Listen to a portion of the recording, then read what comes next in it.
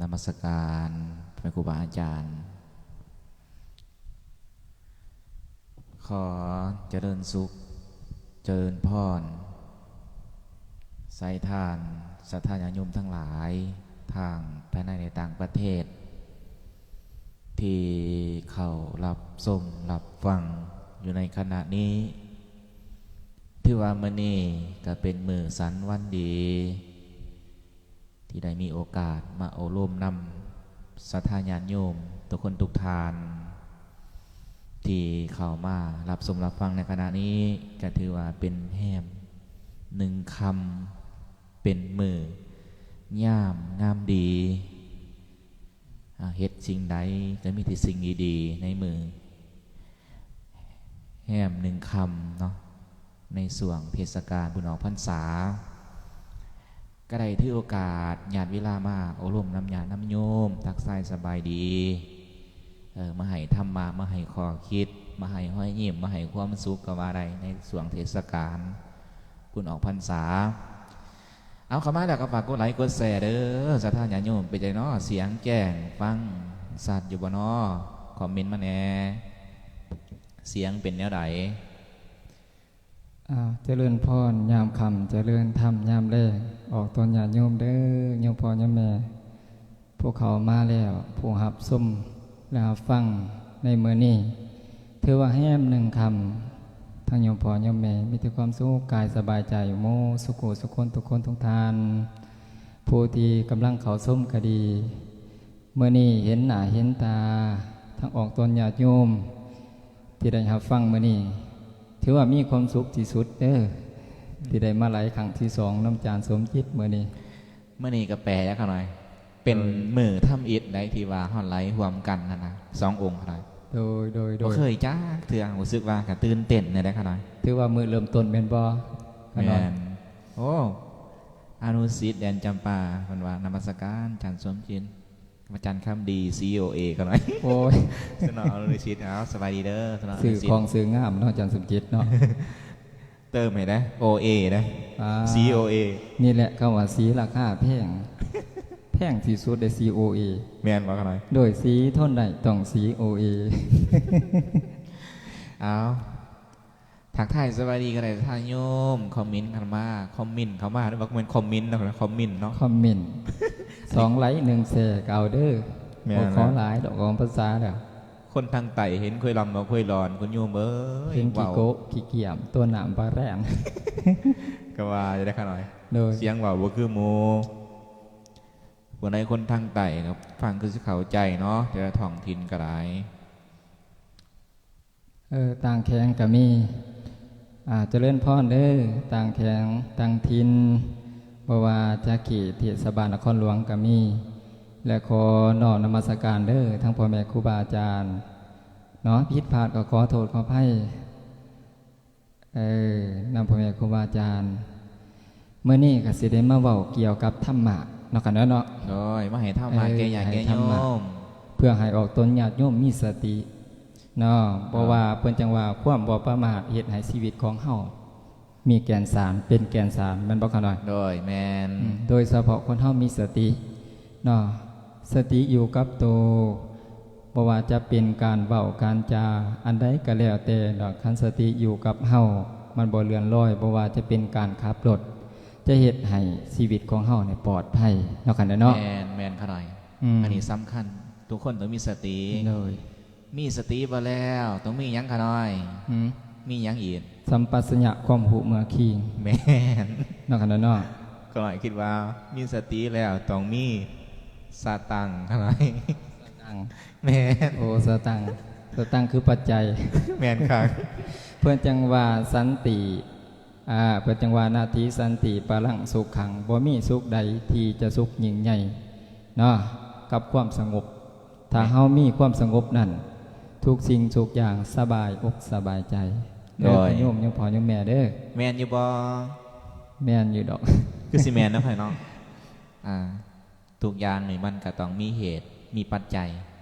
มีเหตุมีผลโดยการใช้ชีวิตที่กันนะท่านโยมทุกอย่างมันต้องมีทางออกอยู่เสมอถึงว่าสิหยงสิยากสำใดมีปัญหามันเกิดขึ้นมันต้องมีหนทางแก้ เนาะกันนะเนาะ แมนแมนขนาด เนาะ ทุกอย่างมีมันทางแก่ บางที่คุณโยมเป็นทุกข์จิตทุกข์ใจเนาะย้อนว่าจิตใจเพิ่นบ่ปล่อยบ้าง โอ้ย เนาะบางที่ก็มีความทุกข์ทั้งกันทั้งท่านทั้งบ้านทั้งซองก็ดีหลายอย่างที่จะพบพอในชีวิตเนาะกันนะเนาะ แมนแมน ถ้าสงบทางจิตทางใจแล้วจิตใจสงบอันนั้นแหละเป็นแก่นสารออกตนญาติโยม โอ้ยเอาทักทายสบายดีอย่างโยมอีกเทื่อนึงขนาดเราเป็นมาจากใสแข็งไหนบ้านไหนอ่านซื้อมาได้ขนาดอ่านคอมเมนต์เพิ่นแน่เพิ่นมาแล้วไม่ออกอยู่ใสเนาะตอนนี้บ่ได้ไปไต่โคมไฟว่ามือสุดท้ายเพิ่นนี่ก็ได้บางวัดก็ได้เนาะบ่ได้ไปบุญเซิงเฮือบ่แต่ละบ้านแต่ละเมืองมื้อนี้บุญเซิงเฮือนะเนาะ โดยโอ้ยถ้าวัดจันทร์บ่ได้ แต่เฮาบ่ได้ไปหรอก บางที่โยมเพิ่นบ่ได้ไปเพิ่นก็มาฟังธรรมะแน่ฟังเทศน์แน่มื้อนี้ผู้ไปแล้วก็ขอให้เดินทางปลอดภัยเด้อไม่ออกเด้อ มีสติขนาด โดยมีสติ โดยระมัดระวัง ความบ่ประมาทเนาะกันนะเนาะ แมนแมน ทุกสิ่งทุกอย่างบ่ให้ประมาทเด้อออกตนญาติโยมเด้อ เอาญาติโยมอยู่แข็งไหนบ้านไหนเด้เมืองไหนที่เขามาเบิ่งในขณะนี้เนาะวัดรัตนมงคลสัญลามห้อยไม่ออกอยู่วัดบ่เนาะคือว่าวัดตะนะ สืบปองบัววันเพิ่นว่าอยู่วัดสมบ่เฮาเด้เพิ่นเขียนเขาเม่นว่า สาธุเพิ่นว่าเอาสาธุเนาะสุขสวรรค์เพิ่นว่าปองสุขสวรรค์น้องปุงเจ้าอยู่น้องปุงเจ้าน้องปุงบ่ฮู้เด้ออยู่ไสก็ได้ เอาแล้วจะเลื่อนพรป่าจินอยู่ไสน้อป่าจินน้ออยู่ดีไม่แห้งสุขกายสุขใจเด้อ ทุกคนเนาะค่ะเนาะ ทุก ส คน บายดีแมวคันทลีสบายดีเอาเจริญพรอยู่ดีมีแห้งปีใหม่เดือนใหม่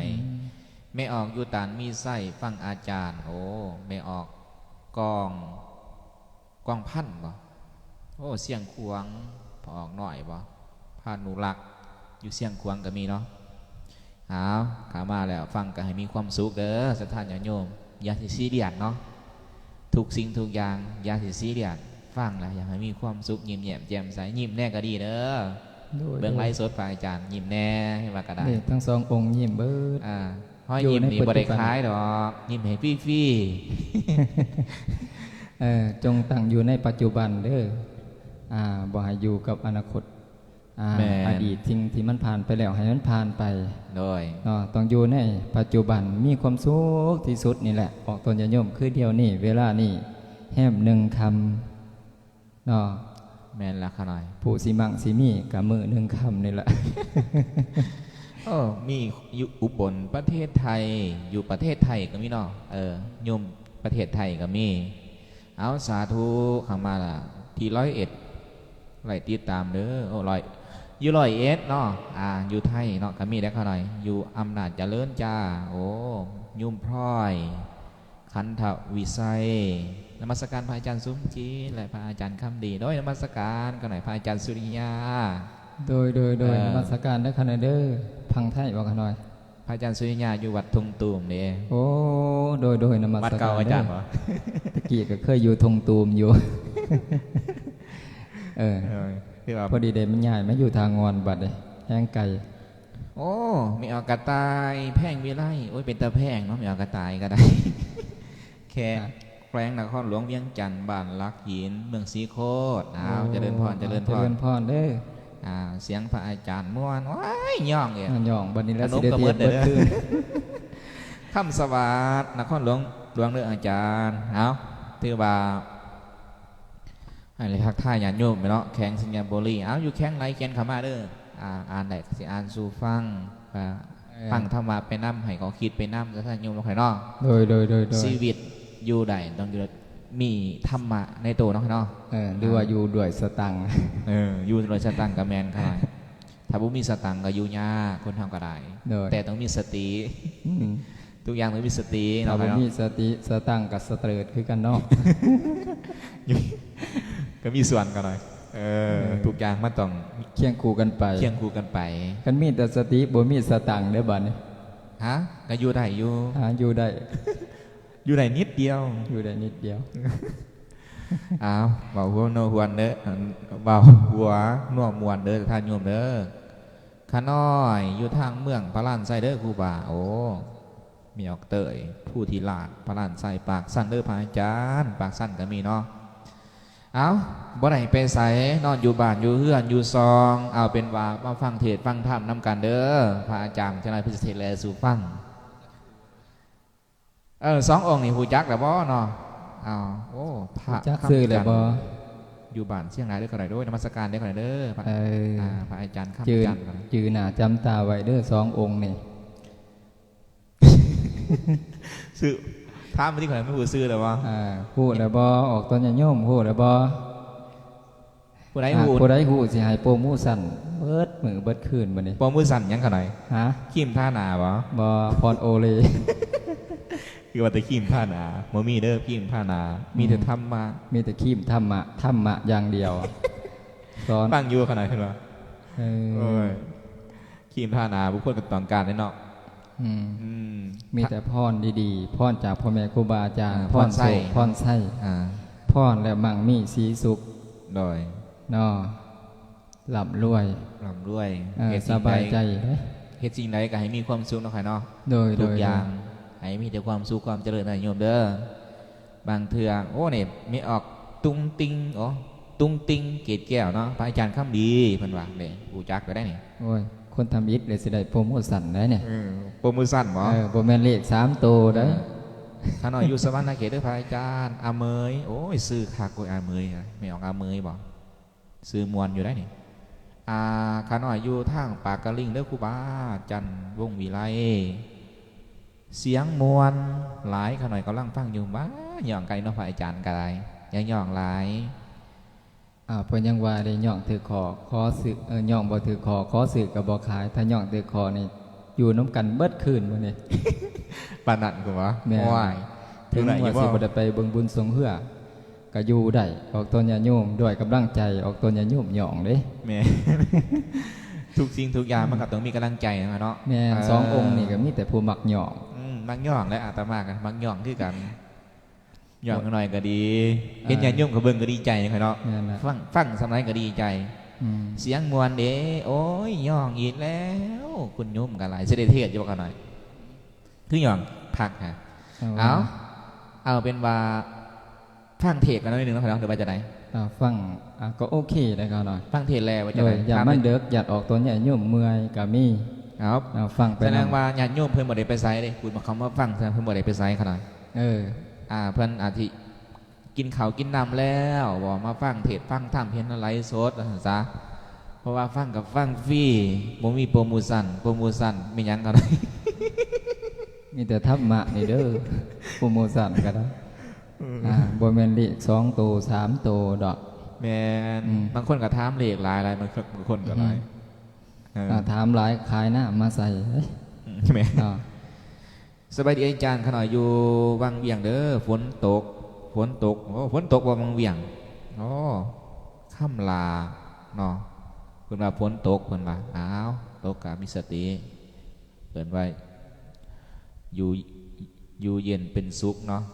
โพ่นพระเนาเด้อพระอาจารย์เสียงมวลหลายย่องอีแล้วคนก็ได้ย่องแทนย่องว่าพระอาจารย์ก็ได้ ย่องหลายเทศให้ฟังเนี่ยอาจารย์ปากซีเด้อจะนักกับฟังเทศพร้อมฟังกันเด้อพร้อมฟังเด้อยุ่มพูนพร้อมฟังเด้อเขาหน่อยพร้อมนะบ่ พร้อมเลยบ่ไม่ออกพร้อมเลยบ่ มานะพระอาจารย์พร้อมนะบ่ โอเค โอเควะ โอเคโอเคแปลว่าหยังกันหน่อย โอเคแปลว่าตกลง สาธุ แม่นบ่ อาจารย์ได้บ่เทศให้ไม่ออกฟังบ่มื้ เอาเทศกับเทศที่แหละพอน้อยหนากันได้แค่ภาษา ประสานก่อนกันเนาะมื้อนี้เนาะเฮ็ดจังได๋ก็ได้ทันบ่ เสียง ได้ บ่ดีอยู่ ตาย แต่ว่าใจสู่ ถ้าบ่ได้นี่สู้ตายเด้อขน่อยเด้อมื้อนี้เด้อ อาตาอาสิติดลบหน่อยแต่ว่าใจนี่สู่บ่ถอยเลยเฮายิ้มก็สู่บ่ถอยถึงสิยิ้มบ่งามแต่อาจสิมีอยู่เด้อผู้ที่ยิ้มตามก็ได้ เป็นว่ากันหน่อยมีอะไรบางคนโดนยิ้มตามมันขน่อยถือเพิ่นขี่รถตัดหน้าลงเก็บเติบขอพรเนี่ยโอ้ยเนาะ ทางเดียวเขาหน่อยอันนี้ก็มีสติเด้อไม่ออกเด้อ เอามีสติเด้อไม่ออกเด้อเอาต่อไปก็บ่ให้มีไพ่ต่างๆเนาะหายขอหายเข็นแม่ละหายทุกข์หายโศกหายโรคหายไพ่ปรารถนาสิ่งใดขอให้ได้สิ่งนั้นสมดังมโนหวังเด้อไม่ออกเด้อคิดค้าขายแนวใดให้สมหวังทั้งสิ้นหรือสิกินทั้งทำค่าทำหน้าให้มูลมังอุอะโมมะมูลมาเพิ่นว่าให้บังมีโอ้ยเอาทุกอย่างมีสติเนาะมีสติในการไปการมาเด้อโดดกันหลายเอาขั้นว่าพร้อมแล้วจะให้พระอาจารย์เพิ่นเทศเป็นทำนองเทศแลสู่ฟังจังคอยมาโอ้ร่มสนทนากันไหมรอดว่าไข่เพิ่นมาจะสั่นกันหน่อยมีแต่เฮา2 องค์วันนี้2 องค์กันแล้วเป็นองค์เป็นครั้งแรกที่เฮาอะไรได้รวมกัน2 องค์กันหน่อยแขวแหงแล้วขน่อยเพิ่นว่าว้ายแหงแล้วในเหตุในหัวเนาะพอมาฟังเด้อพระอาจารย์เอาพร้อมแล้วขน่อยอันนี้มุ่นขน่อยเอาตั้งใจเด้อยมพ่อยมแม่เด้อผู้เขามากดไลค์ให้หลายๆโหลดเด้อแซ่ไปให้โด่งให้ดังซาจารย์สมจิตมื้อนี้มื้อ1 คำแหม1 คำเอาฟังเทศเนาะโยมแม่เนาะนะโม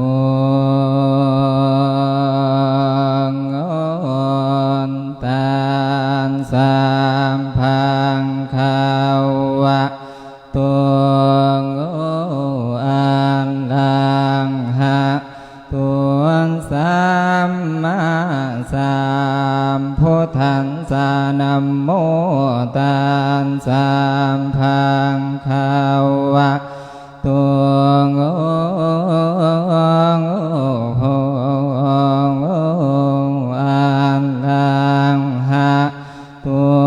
สัมมาสัมพุทธัสสะนะโมตัสสะภะคะวะโต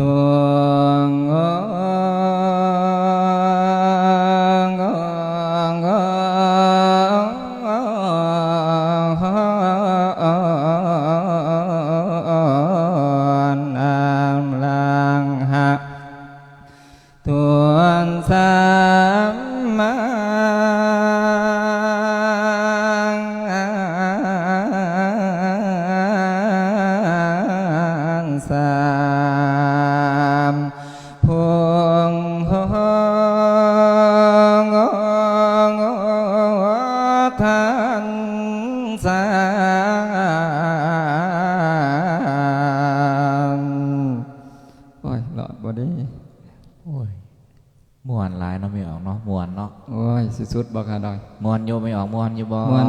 บ่เป็นจังได้ให้คอมเมนต์มาได้แม่เด้อพระอาจารย์เพิ่นหลอดอยู่บ่เพิ่นหลอดบ่ค่อยมื้อนี้หลอดอยู่ดอกขน้อยกำลังใจบ่แห้งไม่เอาเพิ่นตาฟังนะเขาหน่อยนิมนต์ต่อสิเทศกันมาที่เด้อโดยสุดบ่สุดจังว่ากันบัดนี้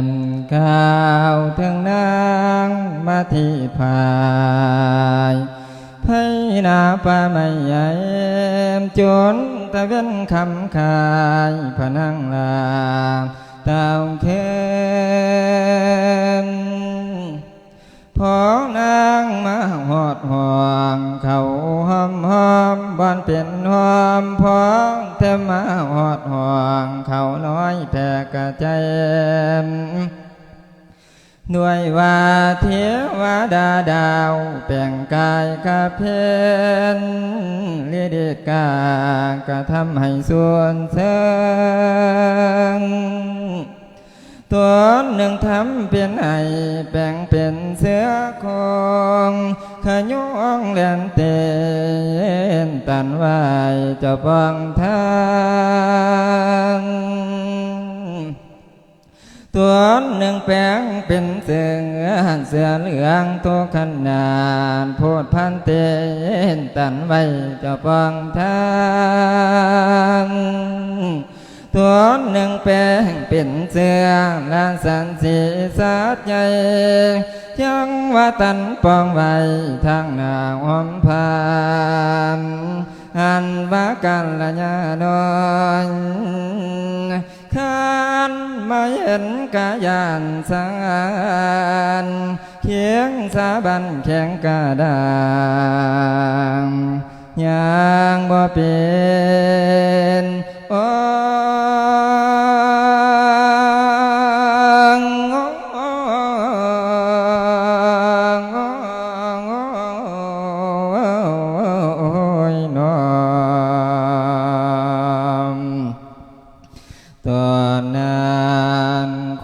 คิงคามดอกผังตายตัวสันหันว่าพระแม่เจ้าลืมเนื้อลาหลวงเจ็ดนางคิดหวังลาหน่อยอ่อนสองเสียงคือกันนาสาเลียนที่อยู่ของคอยทานนางเทียงหวังคาตามันไว้ได้เวียงวอนกลมกราบว่าสาธุเด้อ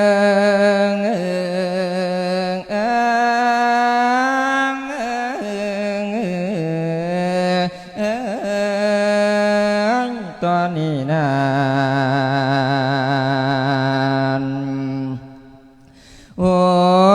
ขันสิปันมากมายให้ครึ่งหนึ่งขันเนม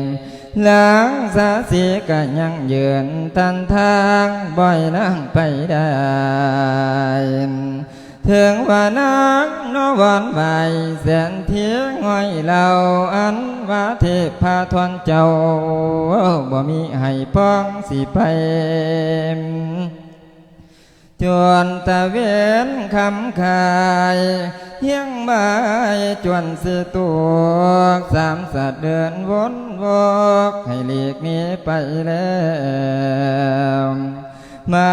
ที่แจ้วปันเนื้อจางเดินทำทางหีบเพลงเพียงว่าลูกตัวเองที่คล้องพอยอยู่ทาลาวเศร้าละทมภาพขาตาเล่นลมมุมป่าถึงสลังของบัวตาสีมาลาดอยู่วางทางขาจังจอยงอยงาสมละงมเงินเดือลงมันแค่ปามสาลี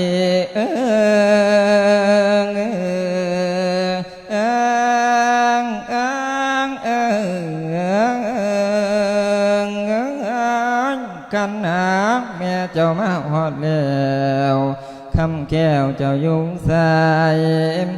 เหลือว่าผัวเจ้าใดลีสอนว่าโศกลูกคำเนืองกุกท่อใดแห่งเม็ดเงียบเสียงบอกขันตานนางจึงไปทวนไหวสมภารโพธิราชว่าพี่เอิงอันว่าลูกอ่อนน้อยของข่อยกะเล่าอายขอให้พระจงเกลือได้วอนโปรดปานีน้องถอนค่อยกูนะภายได้ใครควรคำแจงหานว่าขัวมาหน่อยทั้งสองส่วนข้าพี่เอ๋ยเป็นเหตุด้วยอันใดแท้ดวงแต่นา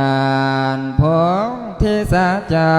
สันดอนบ่มีปากสงบอยู่เนียงบ่มีเอื้อเจ้าเอาฟัง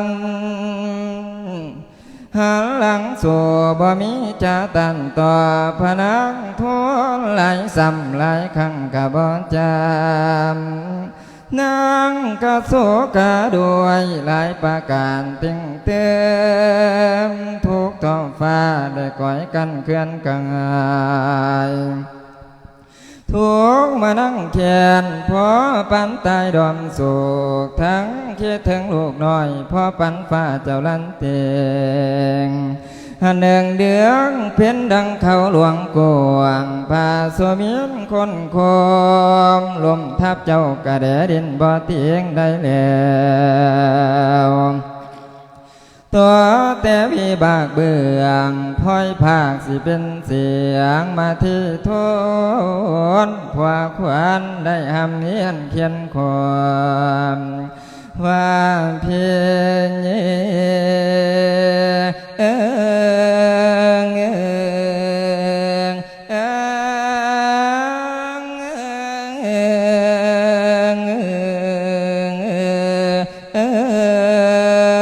ตอนนี้นะ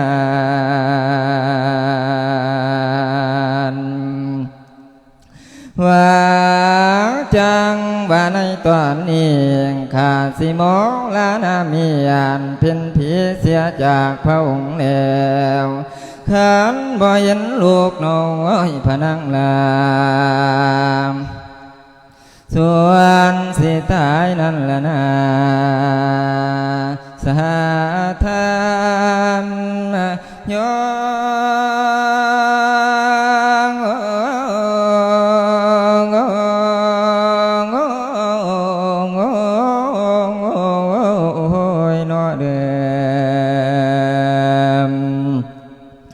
เพื่องแม่นางนวลใบเส้นที่หอยเล่าวันว่าพระวิเจ้ากระทรงนิ่งบ่เตียงได้แล้วนางจึงพาววิ่งเล่นนำห้อยดูตามสะพังน้องกะซองดูดอยดอมนางกะโบนามวนเขาคำตะเว้นคำตีนางตำต้อยตองทั้งวังว่าลูกงามเจ้าอย่าได้อยู่ซาเงียปาเลียปาหูสิกาดคำเอื้องมากินเฟืองไฟหวานหน่วยมาเงี้ยวยามแลมแม่ได้เปียงเปียดกวนขันไว้ได้สมควรเลือกถ้าไว้ลูกคนมันย้อนแม่ลังแล้วมักแก้วสมแม่ปาดหัวว่าขันอาแม่นี่สาลี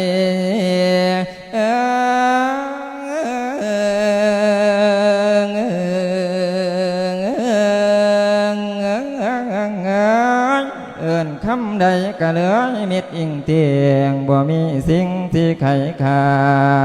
นบ่เห็นสองคุมมานผ่านแลลงในน้ำมาที่เลยนอหลงคนยัวสาสีตั้งหลายเล่าเนื้อกวางข้าพเจ้าก็ลงน้ำจุ่มจมเปิดใบบัวแล้วกากมหมอบซองหางอ้อยดูตามสะพังน้องกะบ่มีพ่อน้อยกราบขึ้นมังนอทวนเจ้าสันดอนพญาเวทพันหาเหตุใส่น้องเจ้าเอาบ่แม่นคงว่านางลักลินโซอยู่ในป่าพญังทนป่าเผือดผิดในกรรมมีบ่หวังพวกกระโบดน้อยกราบคืนมาหาเรื่องไฟนำตาหาลูกพอกดูถูกอายพลืมทิมบ่พร้อมนี่ละน้องมาที่เอ๋ยเพิ่นว่าสร้างเปิดไม้ไล่ป่าบ่หวานสร้างปังห่างนี่ไกลวังว่าสาวเข้าน้ำห่วงอาไกวังกวงควายลงต้มน้ำควายเสหวังบ่มีบ่แพ้ไปลงกว่าแต่บวงตัวมาที่เอ๋ยเจ้าอย่าพิติไข่ทำกินแกงไก่ไข่บ่เจ็บหวาดเนื้อไผสิหูหอมผัวขานแม่นหาผัวให้มาที่นางน คนไม่ไข่ของนางเครื่องสิเม็ดอดจอยดอกเครื่องสิเม็ดอ้อยจอยขยะแก่บ่เอาเลยนั่นละนาสาธามโย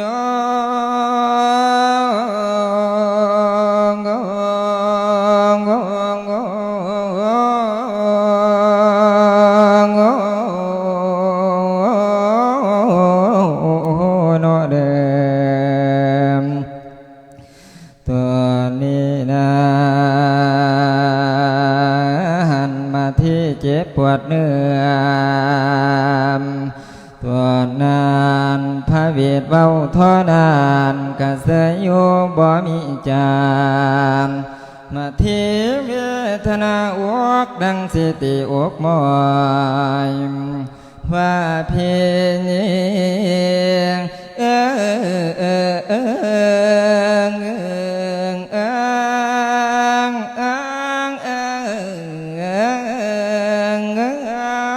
สั่งมาทำเวียนคอยหาขาบวนหลายเรื่องเทน้องอายนับแต่นี้จากเมืองหวังพระเผาผูกหัวแก้วผู้เดียวนี่แล้วหาว่านางโลภเลี้ยวมัวมืดกามาคนว่าเลื่อมถ้าเป็นความแจ้งจึงคอยพันขอเมียนางหักมาเพียรเลี้ยงพวงทำทางลวงถ้านางทำบ่ถึกต้องเสื่อถอนจงปังงานเสียเอาหวางหวังใหม่ยอมเพียรสาลาภาพขันนางทำบ่ถึกต้องพะนังนองจงจะเหลือนั่นละนาเพียพระองค์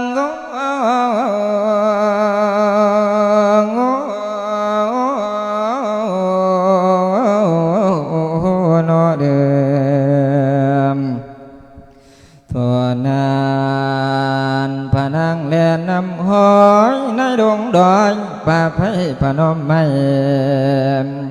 ไผ่พนมกวางเหี่ยมมาพันมัวมืดมีมัวสะตื่นเต้นทันเขาละวังข่าว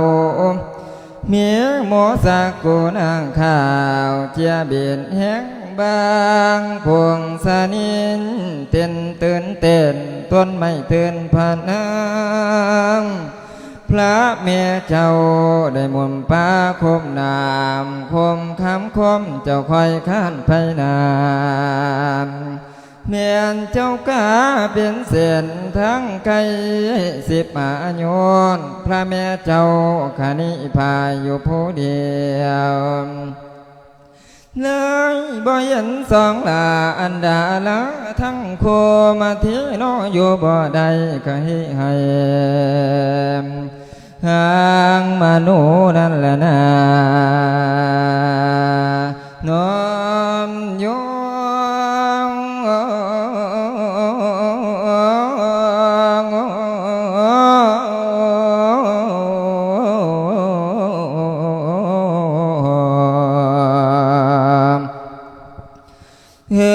เพื่อนจังว่าสุมโมเจ้าผู้ผัวมากวายเมียงเอ้ยสวมใส่เจ้าผู้ผัวมาคำคงจังว่าตนที่ตนต้องทิ้งมันแก้มแนวได้เมียได้หามาแล้วทั้งมันแก้วมันเผือกว่าสิมาแจกน้อยพันให้ทั่วกันอย่าพากันไปเล่นเนื้อเดียนสายมันสิเก่าสังเลี้ยนอแกนเจ้าตัวน้อยข้าบ่เพนทั่วนานเห็นว่าบ่ได้เรื่องก็ขึ้นโซอาสมก็ไปทวนพระสันดอนเจ้า พากันเลยบ่จะบ่าวแนวใดจากอย่างจังว่านักขนานตานขันได้ก็บ่จามทั่วแต่นานกับสุนเสียงตามมาเที่ยวมัวมืดมาเลี้ยวอีกคันิ่งลูกน้อยก็เลยรวมเจ้าเท่าลงเหนือสารวบรวมจะเป็น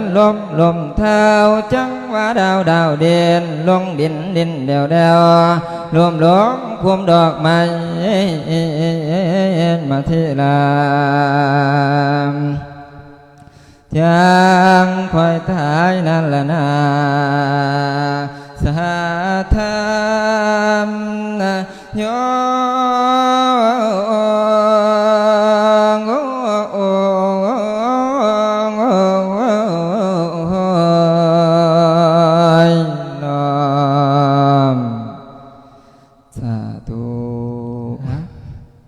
จบเดี๋ยวป่ะนี่ จบแล้วกันหน่อย ห่วยฟังเพลินไปเว้ยน่าไม่ออกเนาะ เกือบสิบรอด ห้าวเราฟังเพลินไปก็ยังม้วนไปม้วนไปม้วนโยไปมองม้วนอยู่บ่ผู้ใดว่าม้วนคอมเมนต์มาแน่ คอมเมนต์มาแน่เนาะอันนี้คือพระอาจารย์คำดีเพื่อนได้ให้ธรรมะในการเทศเสียงเนาะให้เสียงเป็นธรรมะท่านวางวาญาโยมสีฟังและมีความสุขที่พระอาจารย์เป็นเทศไปเสียงเวลาเพิ่นแหบได้เพิ่นว่าอะไร ก้นตัวม้วนมีออกมวนโอ้มีออกเตี้ยผู้ทีลาดเนาะโอ้จีเตี้ยคือซื้ออยู่ว่าเนาะ เอาหยอกเด้อมีออกเด้อเพิ่นว่ามวนเพิ่นว่าขนาดมีออกวีมีออกซุมมารีมวนมวนแล้วย่องให้พระอาจารย์พื้นเทศว่าเทศจนข้อแหบโอ้ยเทศกะเทศเสียงกะแหบแน่แล้วน้ำกะบ่ได้สันบอกหยอกเด้อคนว่ามวนกับมวนเนาะมวนไหนดิฟังแล้วกันน้ำตาออกน้ำแมนสบเนาะมีออกสมโอ้ยซื้อเฟซบริการอ่านไว้ ลูกหลาเนาะลูกหลาขาดองคือสีแพงเนาะ มาหยอกเด้อมวนหลายมีออกค่อนสวรรค์เนาะพิงสาพินสะพิดดีบ่มวนขาหน่อยมวนกับมวนสาธุนำขั้นบนก็ได้ย่องพระอาจารย์เพื่อมีกระตั้งใจนะพระอาจารย์คำดี COA เนาะสมาสีของสีงามแต่ได้อยู่ตามหันขาหลายๆเขาหน่อย COA แม่ทุกคนต้องมีสีส่วนอาตมาผู้เบากับสีคือกันเขาหน่อยสีหยังเขาหน่อย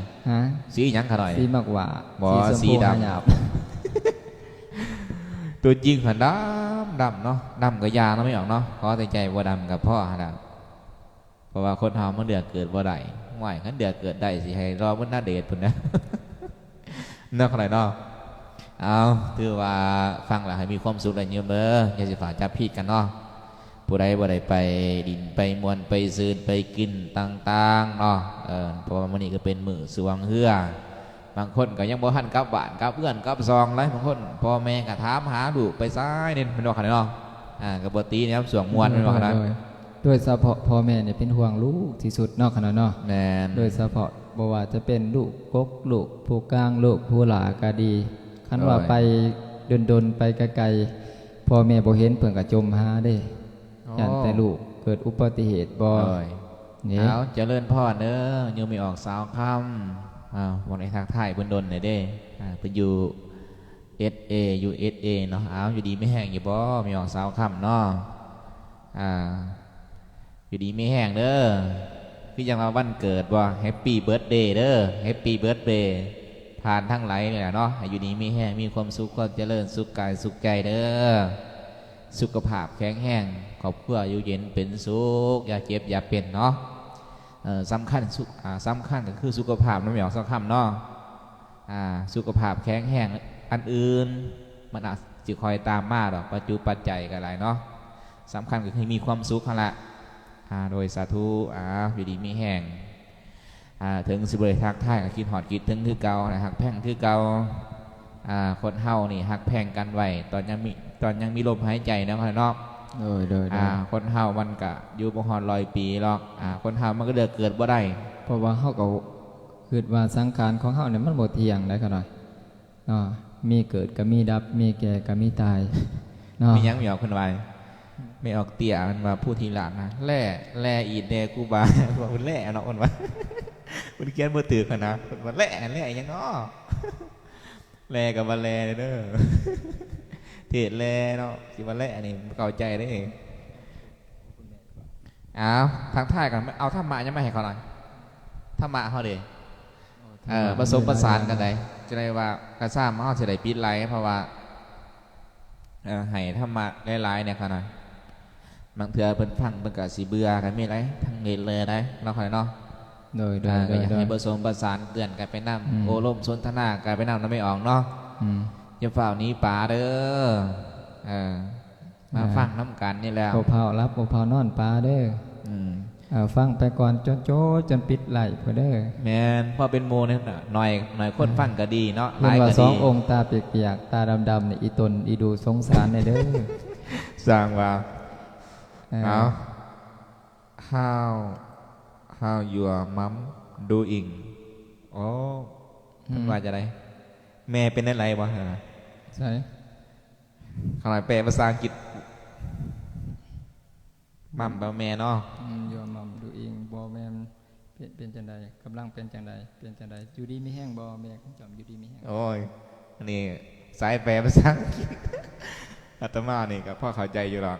พอแม่เป็นอะไรเพิ่งก็อยู่ดีไม่แห้งอยู่ส่วนนี้ยุ่งเหมียวซักคำบ่มีแห้งแต่ปัจจัยนี่แหละอยู่ผู้เดียวใช่ละมีอาตมาเนี่ยสวยสปอร์ตก็ได้บ่มีญาติโยมอุปถัมภ์ก็ยากคือกันญาติโยมอุปถัมภ์ธนบำรุงทั้งวัดว่าพุทธศาสนาและธนบำรุงหักแพ่งทั้งพ่อแม่ครูบาอาจารย์และให้กำลังใจพ่อแม่ครูบาอาจารย์เนาะบางครั้งคนเฮามันเดือดเกินบ่ได้แล้วค่ะเนาะคือขน้อยเนี่ยก็อยากเกิดมาสมบูรณ์แบบเนาะแต่ว่ามันก็ในเมื่อเป็นหลวงกำพร้ากำพ้อยค่ะนะขน้อยโดยเพื่อกันยังว่าได้พอใจในสิ่งที่ตนมีเนาะยินดีในสิ่งที่ตนได้ก็ยังดีที่ว่าเฮาได้เกิดมาเป็นมนุษย์ก็ยังดีแล้วขน้อยทุกสิ่งทุกอย่างเกิดอยู่กันสุขใจเนาะให้ความกังวลมื้อนี้กังวลแต่เทศเมื่อยแมวคำเป็นแมวสาวคำเป็นคนน้ำตาหย่อยมาให้อยู่ดีแห้งมันเป็นอย่างเนาะสำคัญคือกำลังใจแหละ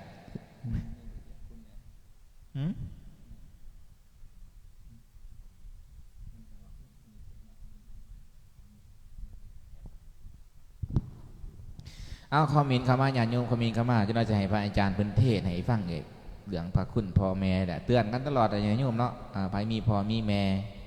กำลังว่าสิรับห้อยรับหรือว่าจะเฝ้ารับตีเราอาตมาก็ยังบ่ทันรับเถื่อฟังพระอาจารย์เพิ่นก่อน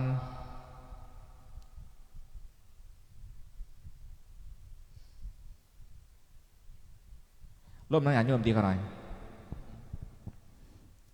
อดใจรอกันเด้อมื้อนี้สิเทศอีกกันหนึ่งการพระคุณแม่โดยจะน้อยจังปิดไล่เนาะให้เขามาหลายๆอีกสิเทศกันหนึ่งมวนบ่มวนกะขอโทษขออภัยเด้อเพราะว่ามื้อนี้มาแบบบรินัดหมายมาทักทายสบายดีญาติโยมในช่วงออกพรรษาก็เลยบ่ครบหน้าครบตากันเนาะเทื่อหน้ามาหลายอาจสิหลายองค์ดุแน่เนาะค่อยเนาะเพราะว่าช่วงนี้ก็นี่กำลังออกพรรษาขึ้น1 คำเนาะแหม1 คำเป็นมือย่ำดีบางคนก็ไปมวนไปซื้อเนาะในส่วงเพราะว่ามื้อนี้ก็เป็นมื้อช่วงเฮือได้เขาหน่อยเลิกจากช่วงเฮือก็โอ้ไปกินลืมเป็นปกติเนาะกินเหล้าเมาสุราเป็นปกติเนาะสังคมเข้าใจแต่สำคัญคือมีสติเด้อก็บ่ว่ากันเนาะกับบริหารเพื่อความปลอดภัยเด้อทางพ่อแม่ครูบาอาจารย์ก็เป็นห่วงนะขนาดทุกคนก็เป็นห่วงกันแหละชีวิตเฮามีค่าตอนเฮายังมีชีวิตอยู่เนี่ยโดยชีวิตเฮามีค่าหยังค่า ค่าน้ำค่าไฟค่าหยัง ค่าทุกอย่าง ค่าโทรบัตโทรศัพท์บ่ เอาทุกอย่างค่ะหน่อยตื่นเช้ามานี่มีค่าปั๊บเลยเด้ แม่นโดยเฉพาะเป็นผู้หน้าครอบครัวเนาะ แม่น ผู้ นัก เป็น แน่ เสาหลักครอบครัว นักแน่ ลาบกับมีค่าคือกันได้บัดนี้ ว่าเขาหน่อย หยอกไปนำเด้อ ว่าหยอกไปเลยอีกหนึ่งเรื่องว่าให้หัว คำบ่หยอกเขาบ่หัวเนาะของคนญาติโยมเนาะ แม่น หยอกหัวไปนำหัวนวล อันไหนก็จะสิว่ากันแหละ ยังค้นขวายอยู่ตั้งอาจารย์สมจิตค้นขวายอยู่เพิ่นเลือกก่อนเพิ่นสิเทศก่อน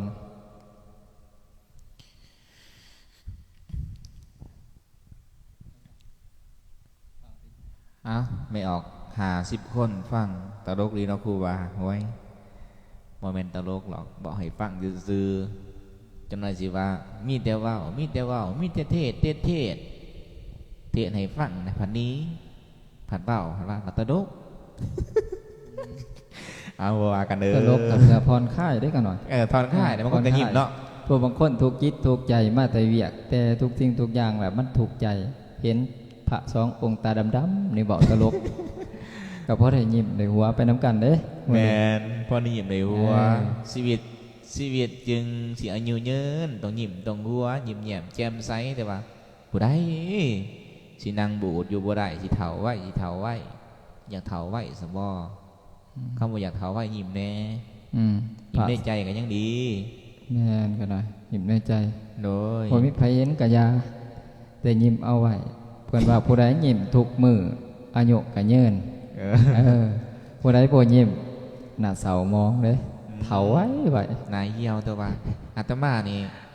คันบ่ยิ้มก็ยังเฒ่าไว้กันเนาะ สององค์มาไลฟ์สดมื้อนี้บ่หนุ่มคือเก่าแล้วได้เสียงก็บ่คือเก่าเพราะว่าเสียงมันบ่ม่วนคือเก่า เขียนมาได้เด้อชื่อหน้าจ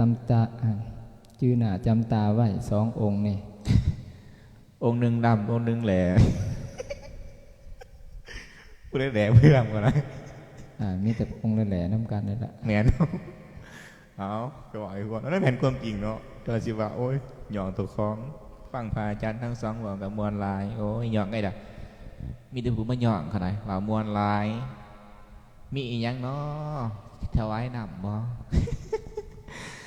เอาฟังแล้วก็บ่อยากให้ซีเดียนเนาะใครเนาะ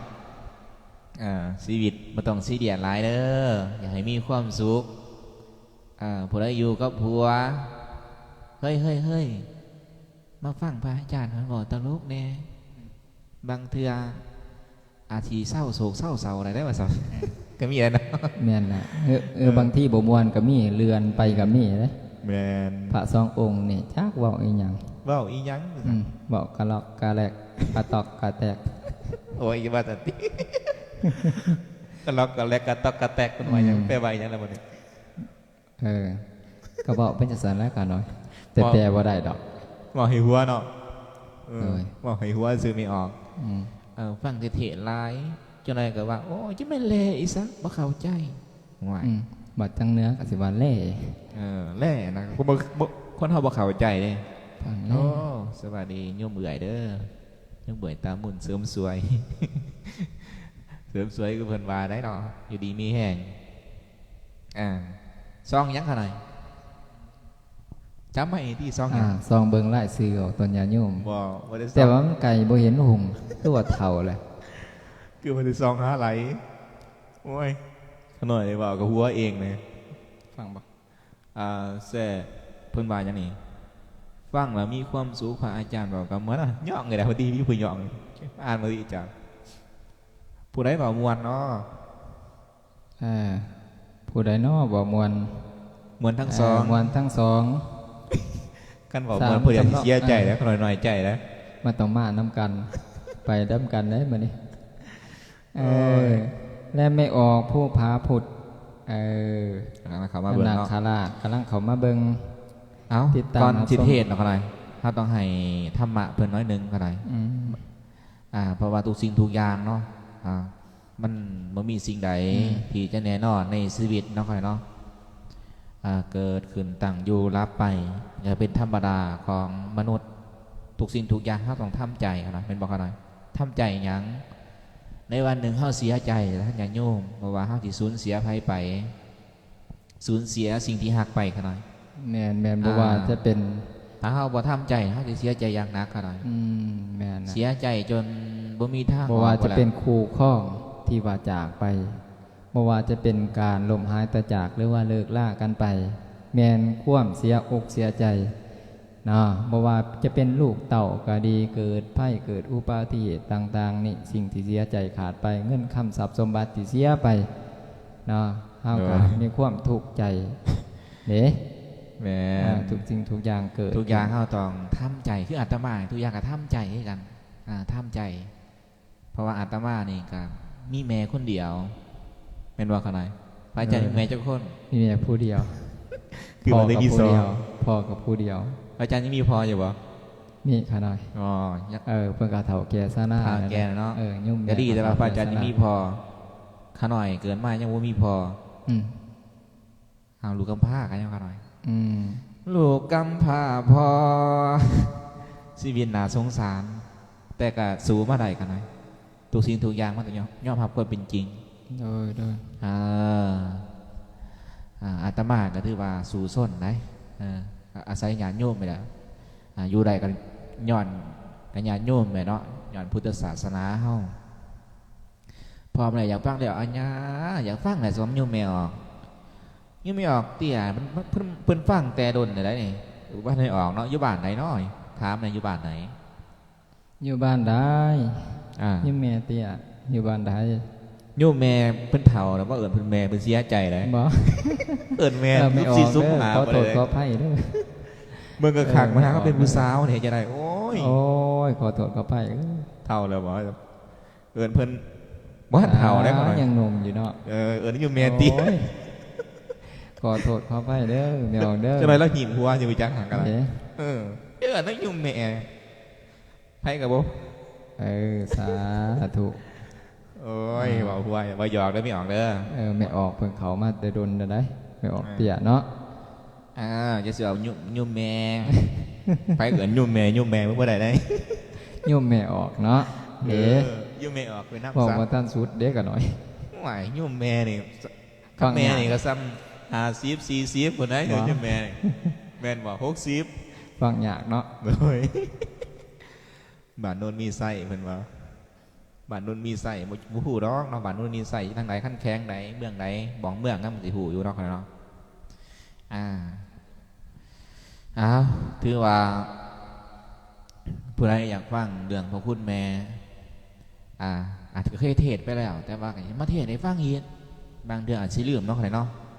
คนเฮานี่อาจารย์อยู่ใส่อยู่เวียงจันทน์เด้อคนทั้งไต่เนี่ยคนทั้งไต่เห็นกล้วยดำว่ากล้วยดอนเห็นกี่โกว่ากี่เจียมเห็นแค่ว่าแต่แล้วว่าหัวโนหัวเบาหัวนัวมวนเนาะสถานญาโยมเนาะมาต้องซีเดียเด้อฟังก็อยากให้มีความสุขคนว่าสุขกายสุขใจฮะละถ้าสร้างไม่รับได้นอนเพราะว่ามื้อนี้ก็เป็นมือบุญมือบุญมือมวนมือซื่นมาษาโอ้สบายดีเด้อยุ่มหยอกตามุนยุ่มหยอกไก่ตามุนบ้านมีไส้เมืองพระล้านไส้สวรรค์นาเขตโอ้สวรรค์นาเขตเนาะสวรรค์นาเขตสวรรค์นี่เคยไปบอกเขาหน่อยนี่แหละสวรรค์เขตกายไปเด้เส้นทางอาจารย์ก็ไปสวรรค์ไหนสบสวรรค์เขตไปได้ค่ะหน่อยข้าสวรรค์ตึงผ่านบ่เคยไปนรกเอาบ่เคยไปอยากไปบ่นรกบ่อยากไปอยากสวรรค์กับท่านอยากไปดีครูบาพลังไปได้เนาะซื้อเพชรจะได้มาดีนได้เด้อถามว่าวางอันนี้แหละฟังก็ให้มีความสูงอย่างโยมคือครูบาอาจารย์2 องค์บอกไปก็ให้มีความสุขเด้อไม่ใช่ซีเรียสพระอาจารย์อยู่บ้านใดโอ้ยทั้งไต่เมืองสุกุมาถามฟังอยู่ขาน้อยออกยุ่มเอื่อยตามุ่นนะอันนี้ยุ่มเอื่อยตามุ่นคัดยุ่มแม่บ่ได้ได้แม่นแหละแม่นบ่ไม่ออกตามุ่นทางงอนบ่แม่นเด้มาจากทางงอนน้ำกันได้เลยอาจารย์มาอยู่ทางงอนทางงอนแกงไข่เด้แกงไข่อยู่ทางงอนไก่ปานใดพระอาจารย์คำดีบ้านเกิดทางไหนขนาดบ้านเกิด แมน แข้งสารวัตร สารวัตร พงเซโดนปิงไก่นาปงเหล่าข้าวเมืองพงลำวงสารวัตร แมนบอก เนี่ยด้วยกันเนาะ ผู้ใดเคยไปกับไปแวนี่เด้อบ้านพระอาจารย์เพิ่นเหล่าข้าวเมืองคงคนใดบ่ธรรมดา ไปกินแล้วเมา มีแต่คนทางใต้เนาะสารวัตรจัดให้ทางใต้เนาะแข้งสารวัตร ทางใต้ สีแข้งภาคใต้เนาะโดยโอ้ยอันนี้ก็ ใจตรงกันเนี่ย ใจ บอก ตรงกันสร้างว่าคนทางใต้ก็ยังว่าถามว่า มื่อนี้ใจตรงกันแล้วจะมาพอกันมื้อ แม นี้ นครั้งแรกได้ขนาดเนาะ อืม ครั้งแรกเมื่อไรต้องการ2 องค์ในปกติกับหลายองค์ไหนคิดหอดคิดถึงญาติโยมเนี่ยไรสดดนนะมาเอาลมยำหยาดยำโยมให้ทำในหัวชีวิตยาโศกยาเศร้ากำลังเศร้าอยู่เพราะไหนฟังผู้บากันเลยหัวน้ำเบียดหัวไหว ก็ดีแต่ว่าอันแล้วหัวไหนดีไม่ออกปล่อยไปโดดยาสิเก็บทุกไว้ในจิตในใจมันบ่ดีหรอกความทุกข์กระถิ่มไปนะพี่น้องโดยผู้ใดก็มีทุกข์เหมือนกัน ใจ ผู้ใดก็มีความทุกข์ต่างแต่ว่าทุกข์หน่อยทุกข์ร้าย ทุกบ่คือกัน ทุกข์บ่คือกันบาง เอ๊ะ บางคนนี่ก็มีทุกอย่าง แต่ว่าทุกข์ ทุกใจ บางคนก็ทุกข์บ่มีลูกก็มี เออ แม่นบ่ โดย ทุกอย่างมีบัดทุกข์ภายนอกมีแต่บ่มีลูกบ่สันสาก็มีเห็นแล้วชีวิตบ่แน่นอนอยู่มื้อเนาะอาตมาคือกันนะบ่แน่นอนบ่ว่าพระบ่ว่าโยมทุกคนทุกท่านทุกคนล้วนแล้วแต่มีกิเลสเหมือนทั้งนั้นเนาะต่างแต่ว่ามีน้อยมีหลาย แต่สิ่งสำคัญก็ให้มีสตินั่นแหละเนาะเนาะการให้ธรรมะกันแหละอยู่ในธรรมะเนาะเอาธรรมะคำสอนพุทธเจ้าไปนำใส่ปฏิบัติ เพราะว่าจะได้สอนออกตัวญาติโยมในทางออนไลน์เด้ แม่ บางออกตัวญาติโยมอยู่ต่างไกลอยู่ต่างแขวงก็ดี ก็มีโอกาสไปวัดไปว่าเนาะ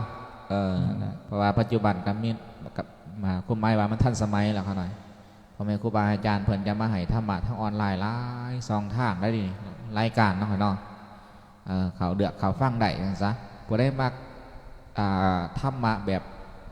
มีสาระก็ไปฟังพระอาจารย์มหาสิงหาเพิ่นเนาะตั้งอัตมาสายตลกที่5ไปนำได้และการไม่ออกปอยพรหมโสภาสาธุเพิ่นว่าเด้ออกมาเบิ่งสาธุเอาสาธุนำเด้อแม่เด้อไม่ออกเด้ออยู่ดีไม่แห้งสุขกายสุขใจ ครูบาสอนล่ามบ่เห็นเนาะโอ้ยบ่เห็นมื้อนี้มามื้อหน้าจะได้เห็นไม่ออกมื้อหน้าสิได้เห็นมื้อหน้าสิเห็นหลายๆองค์อยู่มื้อนี้มาเปิดโตพระอาจารย์เพิ่น เพิ่นโดนได้พอกันเทื่อหนึง เทื่อหนึง เถื่อสองกันเนี่ย เอาครั้งแรกทั้งองค์เข้ามาไล่แบบแพ็คคูนะ โดย มาไล่กันแพ็คคูเขาหน่อยครับ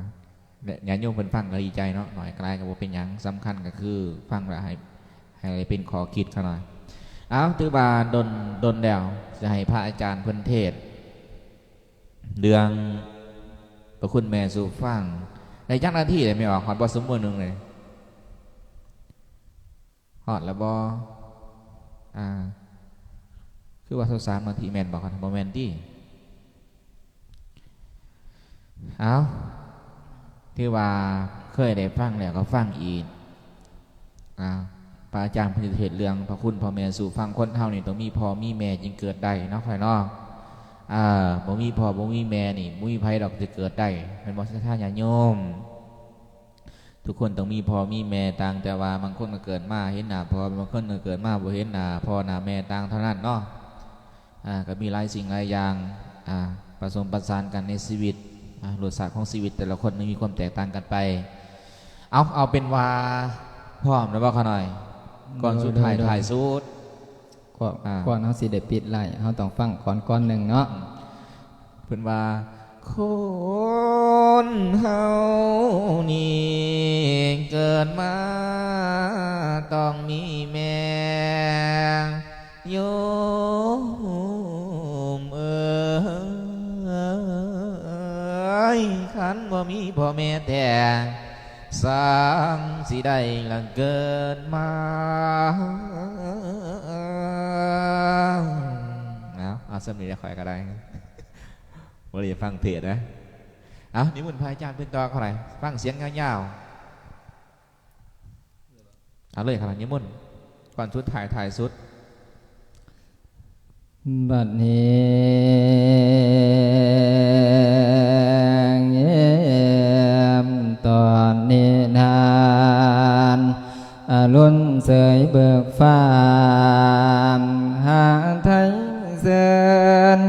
บานจิตสบายดีขานาเมตหมู่พระสงฆ์ทุกองค์ท่านเจริญพรขโยมเจ้าสาทางเฮาผู้มาห่วมรวมทั้งยังพี่น้องสาธาท่านได้แต่งบุญแสนดีใจเปี่ยมล้นนำทานได้ทำบุญสาละบุญทำทานได้วานโอ้ยในวันนี้ย้อนบุญมีจังเห็นหน้าโยมสถาเมียและพรจังแม่นคักกะดองเคยรวมกันปกติแล้วการเทศวานีนั้นคือการให้ธรรมะได้แก่การแสดงว่าทาวาตสินทั้งว่าจางวันไหนวันนี้เฮาทั้งหลายก็สิได้ฟังแลมเสียงและเบิ่งจากฟังตั้งก็เป็นประโยชน์ไว้อ่านพอหน่อยก็ยอมดีเพื่อนก็ยังได้ก้าวเนียนสิบวงอานิสงส์จิตใจตรงฟังธรรมประโยชน์นี้ถึงหามขอเทียหนึ่งเสียนแจงบทก่อนที่สอนสร้างโยมได้ฟังและได้โอ้เห็นแจ้งแก่กะใจขอที่สองฟังแล้วจำบ่ได้ลงลายบาติดขาดยอมสิเข้าใจสัดเพราะว่าเคยฟังไว้ขอที่สามแนวขาของที่มองใจเสียหายคนขอที่สี่บุญเกิดเขาได้ตรงเป้าที่หมายของอาดานปวดเสียงหายจิตสิพองห้องใสฟังคำไข่ทาแรงจ้าได้เอ่ยพันและนาเบาคอยสาธานเจ้าฟังเอาแล้วตั้งต่อสิบอกเพียงนอนย่อสิไขคอเลี้ยวตอนทานนั่นละนาสานทานนะโย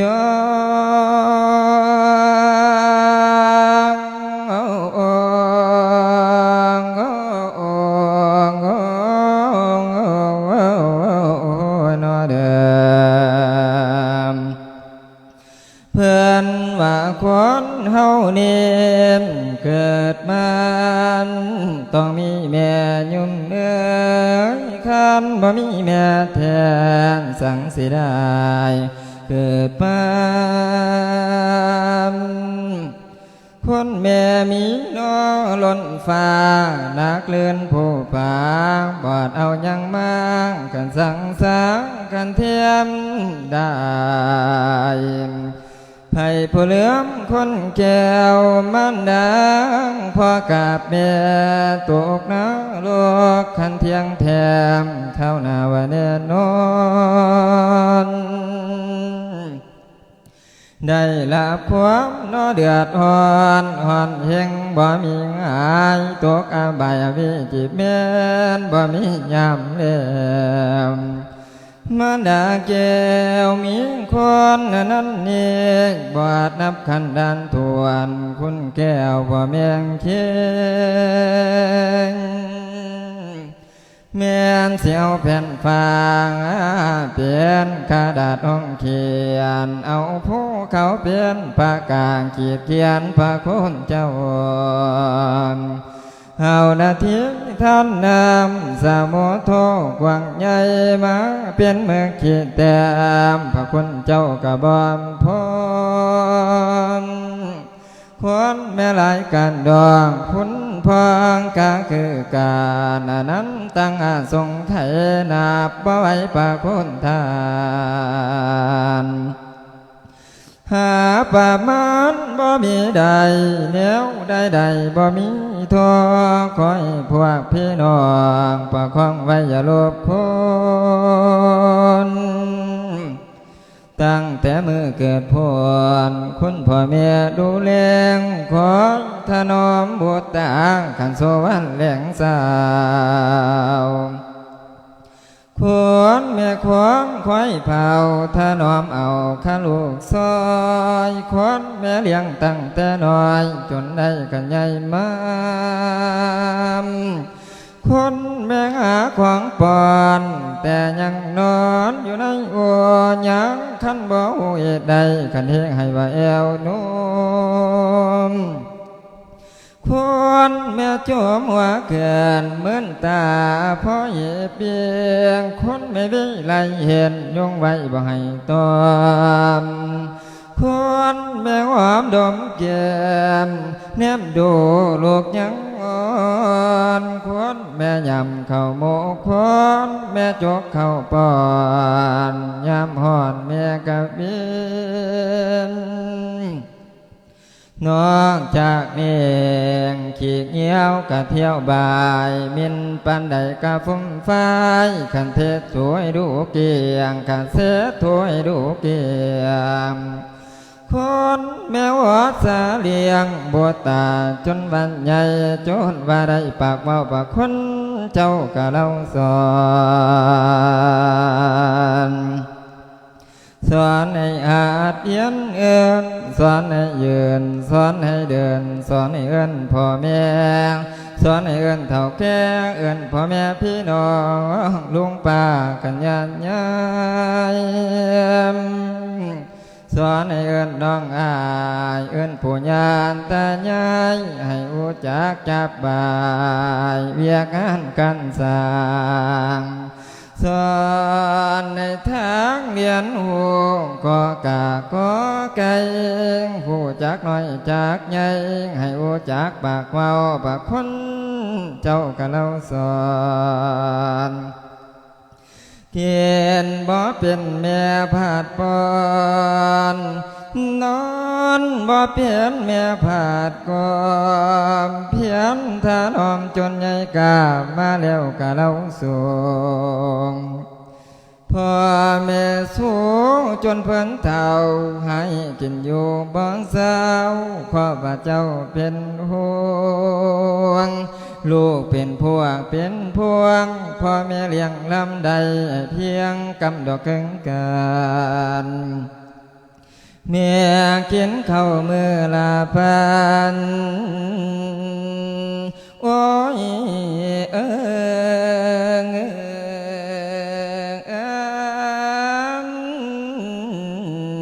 เอ้ย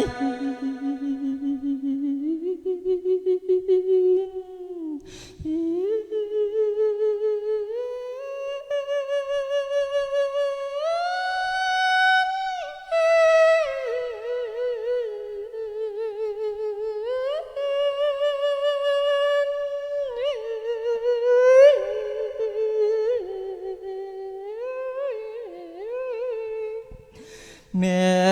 กินข้าวมือละปานจำแจวกับไว้เกลือเนนอมเหลือจากโบตาตอนกันเอ็มเต็มจังเต็มกลางหาเงินคำไม่บนใส่หาไทยลูกชายอยากเป็นเจ้าเป็นนายเป็นตำรวจกวาดบ้านกะพระสู่โมทะถอยกะพระสู่โยบ่ถอยอยากคิดเวียกใหญ่น้อยแม่กะพำเพียนสาอยากศึกษาเย็นมนเป็นสังกลการค้าอยากศึกษายันหัวเป็นคนคู่เป็นแพทย์ใหญ่แม่กะตามเฮ็ดให้ได้ขณะให้ควรสุเนมเลี้ยงใหญ่แล้วพันลืมแม่มันดานี้ไปมีพันยังพันเราลืมสองเท่าเอาเมียแล้วพันลืม คนป่าปล่อยไปเอาผัวเลี้ยวกะจอยลืมเท่าบ่เอายามเพิ่นทั่วพ้นนาจึงเผาแล่นมาขอให้เท่าใดกะบ่พอกะแล่นมาน้องขอเลื่อยมีเงินทวงแม่ปันให้ของแนวใดแม่ป้อนใส่ลูกผู้น้อยผู้ใหญ่เที่ยวมาทะอยู่บ่อ่านขอแล้วบัดเอวมนผู้อยู่ไกลกะบนผู้อยู่ไกลกะวนมาขอแอวแต่แนวเดียวบ่มีไผสิเลเลียวเมียผู้เดียวพะลืมจอยคอยแต่ทางสิมาเว้าก็มนแต่น้ำเมียย้ำเพิ่นเท่าเพิ่นแค่เมียผู้เดียวเลี้ยงบ่ดังให้คันให้แลมโลดบ่แทนมันข้าแขนอยู่วังขอนั่นละนามสหธรรมโย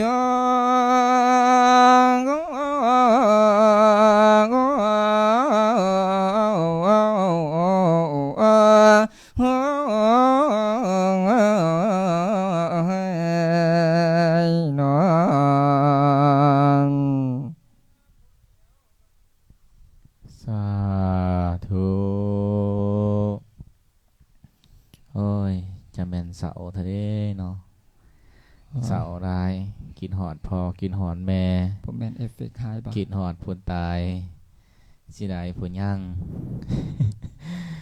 พระอาจารย์เพิ่นเทศน์ได้ดีหลายเนาะเรื่องของคุณพ่อคุณแม่ผู้ใดมีพ่อมีแม่อยู่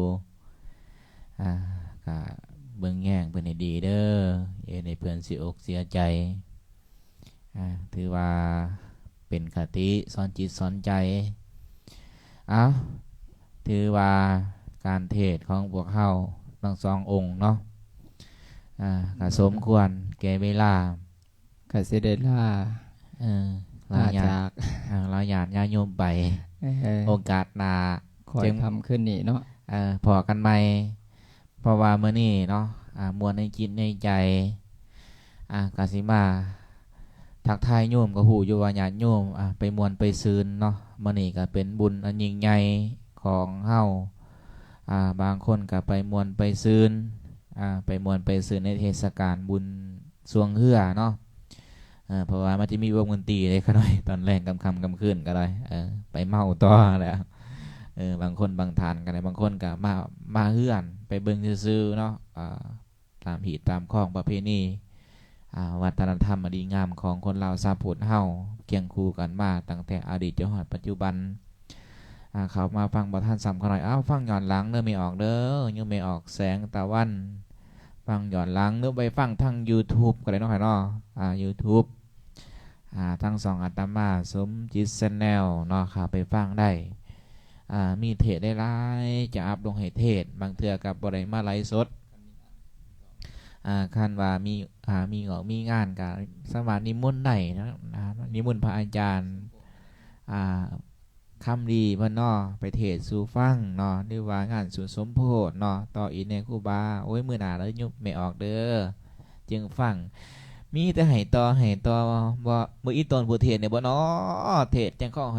แหบข้อโกนเลยนี่ เว้าจังสิบ่ได้เด้อนี่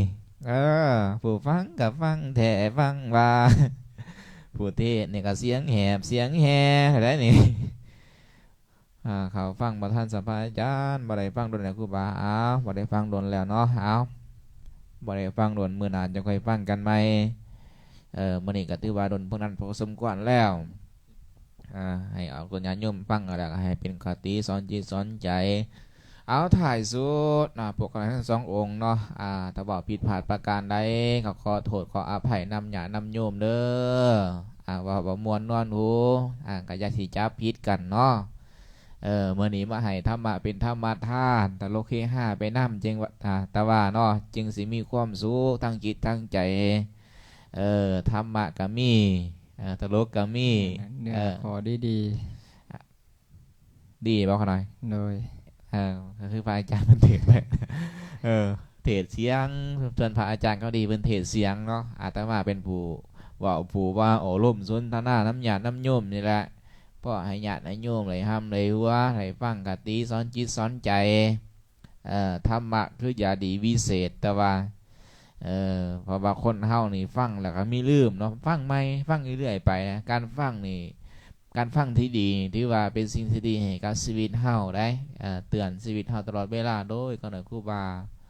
คำดีกับเสียงมวลหลายน่านเสียงมวลหลายเพิ่นว่าสร้างว่าแท้ขาหน่อย ก็ว่าจะสั่นให้เนาะให้ว่าจังไดนะเพิ่นหยองได้ขาหน่อยเพิ่นว่าพระอาจารย์ให้ดีเสียงมวลหลายมวลกับมวลมื้อหน้าจึงฟังกันหลายองค์เนาะสร้างตลกผ่อนคลายแม่นผ่อนคลายนำมาแหละฟังธรรมะรักการหลายอย่ายุ่งบ่ฟังตัวบัดนี้อาตมาภาพจะได้แสดงพระธรรมเทศนาอย่ายุ่งสิรับไปเด้อ อยากนอนได้เลย เขาว่าไม่ทันเจ้าค่ะอย่างนอนแล้วซะคือสิแม่นฟังไทยเนาะเจ้าค่ะแมนฟังไทยเว้าไทยได้บ่เขาหน่อยโอ้ยบ่ได้ปานใดดอกบ่ไหลปานใดพูดไทยไม่ไหลหรอกคะอาตมาก็พูดไทยไม่ได้แต่ฟังเข้าใจอ่านได้พูดได้แต่ว่าพูดไม่ได้อ่านได้อ่านเข้าใจได้โยมนะโยมทางฝั่งไทย เอาว่าหัวเด้อพูดเด่นนะโยมเอา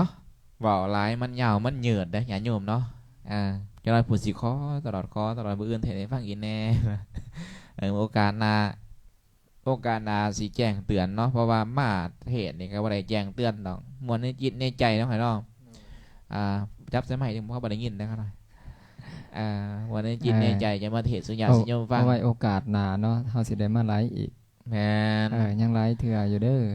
ให้ธรรมะญาติโยมอาตมาก็ดีใจดีอกดีใจญาติโยมฟังมีความสุขก็ดีใจเนาะเนาะบ่ต้องการหยังหลายบ่มีหยังหลายดอกมีแต่คำอวยใส่ให้พ่อบ่ได้เพราะว่าบ่แม่นรายการขายของขายของเขามักเข้าไปเบิ่งอยู่เท่าไหร่ไปเอฟอยู่รายการว่าให้ธรรมะญาติโยมฟังสมิก็ดีใจธรรมะออนไลน์นี่แหละเพราะธรรมะออนไลน์ได้ถ่ายสุดก็ขออวยพรใส่ให้ศรัทธาญาติโยมทุกคนทุกท่านที่เข้ามาฟังไลฟ์สดค่ำคืนนี้เนื่องในบุญออกพรรษาวันปวารณาบุญออกพรรษาขอให้ทุกคนทุกท่านจงมีความสุขความเจริญสุขกายสุขใจเด้อปรารถนาสิ่งหนึ่งประการใดก็ขอให้สมความมุ่งมั่นปรารถนาเด้อเงินใดน่องทองไหลมาไปทั้งเนื้อเบื้องตั้งแต่ให้คุณประพุทธคุณประธรรมคุณประสงค์ปกปักรักษาคุ้มครองเด้อบ่ให้พ่ออันหารบ่ให้พานอันหายให้พ่อได้สิ่งดีๆเด้อในครอบครัวเคือนซ่านเอาสาธุเอาเป็นว่านอนหลับฝันดีเจริญพรคุณญาติคุณโยมลาก่อนเด้อนอเอาปิดไลค์เขาหน่อยอยู่ไกลครับปิดไลค์เขาหน่อยโดย